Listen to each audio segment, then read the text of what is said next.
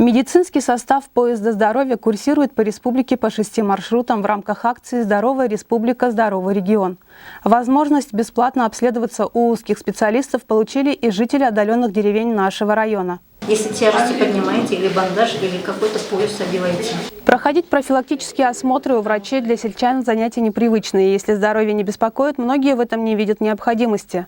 Алагировская врачебная амбулатория обслуживает около 2000 человек взрослого населения. Но для того, чтобы обследоваться у специалистов, надо ехать в райцентр. Поэтому возможностью попасть на прием выездных специалистов у себя в деревне бесплатно и без записи камышлинцы с удовольствием воспользовались. Принимают пациентов в порядке живой очереди. С собой необходимо иметь паспорт и полис обязательного медицинского страхования. Проводится маммография, очень удобно для населения, чтобы не ездить никуда.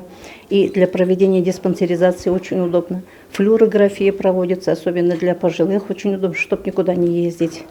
И специалисты-терапевт, ЭКГ, анализ сахара крови и холестерин.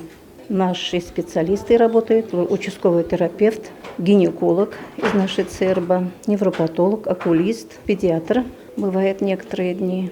Диспансеризация необходима для того, чтобы обнаружить болезнь как можно раньше. Ведь зачастую даже появлению каких-то симптомов люди не придают значения. Мы берем анализ крови на сахар и холестерин, и обнаруживается, что очень большие цифры сахара, глюкозы в крови, больше 13, 15, 19, и при этом пациент, не знающий об этом, мучает жажду, но при этом он даже не пытается обследоваться, и как бы мы выявляем и на дальнейшее дообследование и на лечение, потому что сахарный диабет достаточно грозное заболевание с такими тяжелыми осложнениями. Обычное измерение артериального давления поможет вовремя предотвратить развитие болезней сердечно-сосудистой системы. Гипертония уже давно перестала быть бичом только возрастного населения. Артериальные кризы приводят у нас к нарушениям мозгового кровообращения как осложнение и инфаркты миокарда, которые в дальнейшем приводят к инвалидизации трудового населения и